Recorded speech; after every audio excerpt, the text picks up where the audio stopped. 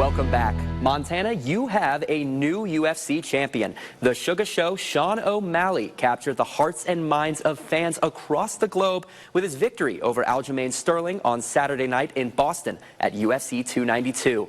The newest owner of the bantamweight belt has completed his ascension to total superstardom. MTN's Tom Wiley and Kyle Hansen wrap up a full week of fight coverage. Tom Wiley here alongside Kyle Hansen outside the TD Garden in Boston for UFC 292. I got a quick story I want to relate to you. I was looking through my emails earlier this week, and I found one from 2014. It was from Corey Smith. He was the CEO of 221 Industries, and he had just signed Sean O'Malley to his first professional contract. And in that email, he said that Sean will one day be a UFC champion. That was 9 years ago. Here we are. 2023, it's happened. Corey couldn't have been more correct, Tom. And we were here on Saturday night. It was a crazy night here in Boston at UFC 292. Everybody's still buzzing about it. And, of course, we were at the press conference afterwards where we got to catch up with Sean O'Malley, Aljamain Sterling, his opponent, and UFC President Dana White to wrap up a historic night here in Boston. Yeah, it definitely feels surreal. It feels like I'm I'm playing a video game and I just got cheat codes and I'm like, all right, I'm going to knock out Aljo on the second Saturday. And it just I feel like that fight could have kind of played out how I expected it to. My main goal was to not let him take me down, and I knew if I could keep it on the feet, I would knock him out.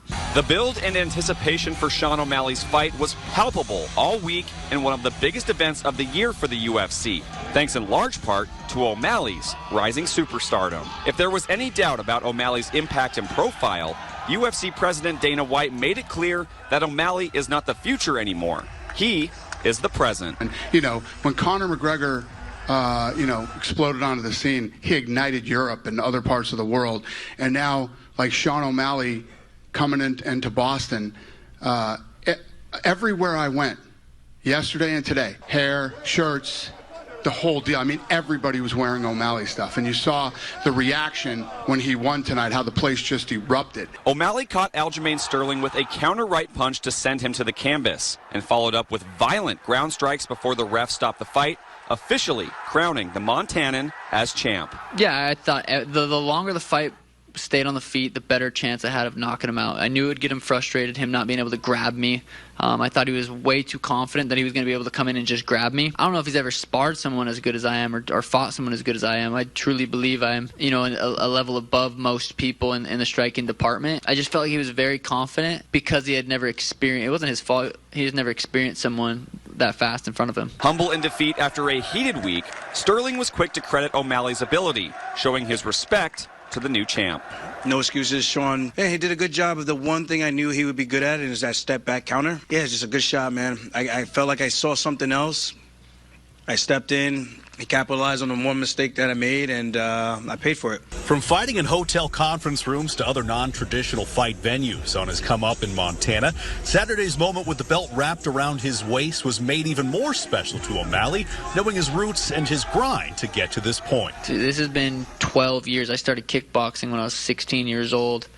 And then, in Montana, and moved to Phoenix when I was 18, and it's been 2-a-days. Like I've dedicated my life to this sport. I know you guys see the hair, the beautiful pink Lamborghini, the houses and all the fun stuff. But I'm working, I'm grinding, I'm in the gym. I'm losing, I'm getting beat every single day, so I can come out here and win.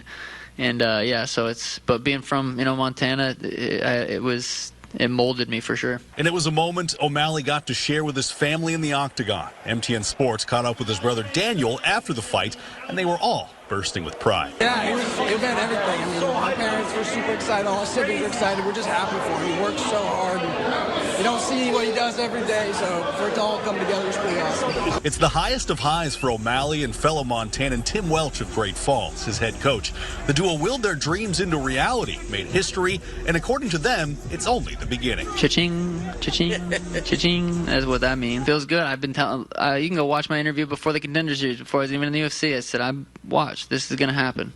Literally, basically explained how my career is going to play out in a couple sentences. Here we are.